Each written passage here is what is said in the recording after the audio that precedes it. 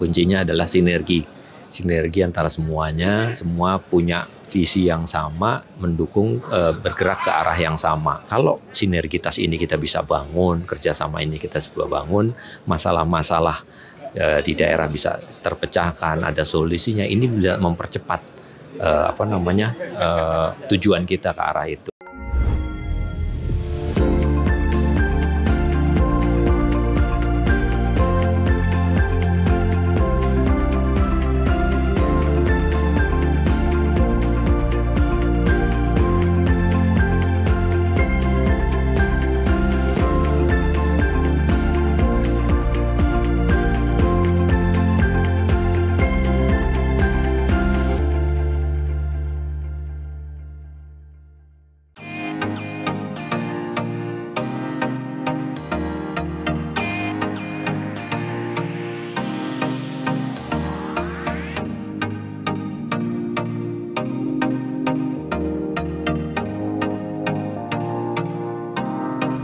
Pak Wahyu mau tanya bagaimana acara Munas Rei sampai hari ini? Ya, ini acaranya cukup menarik dan antusias semua karena di sini kita mendapatkan pemimpin baru di PP Rei ya.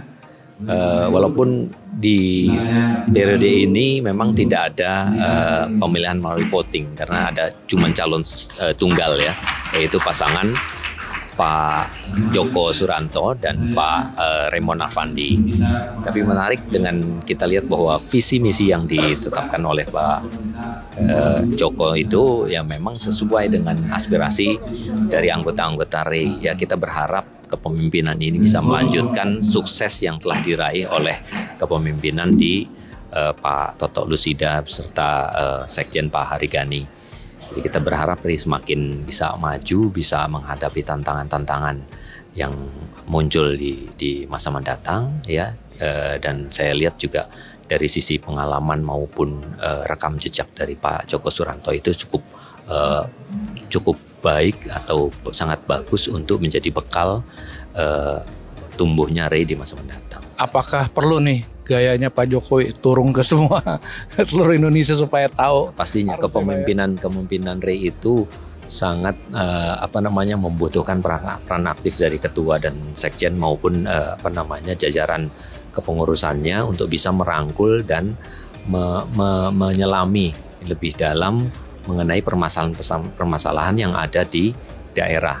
Sehingga solusi yang ditawarkan itu bisa tepat sasaran, menjadi obat yang sangat mujarab untuk teman-teman di daerah.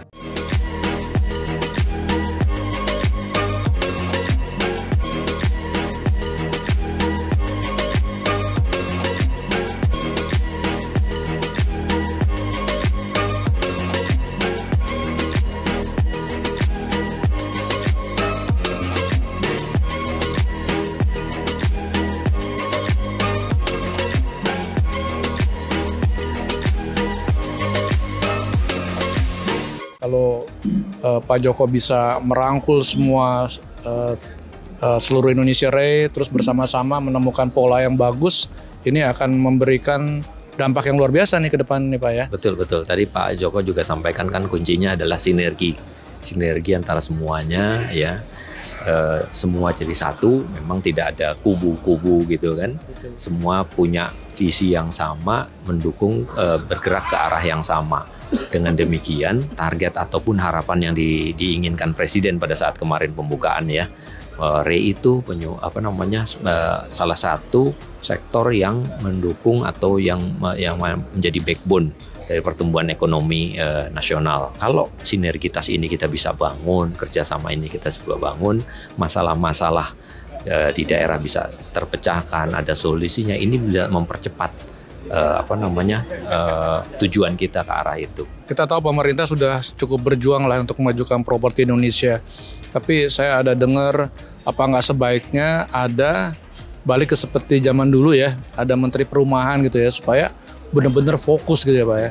Itu gimana pandangan Bapak tuh? Iya, idealnya adalah begitu.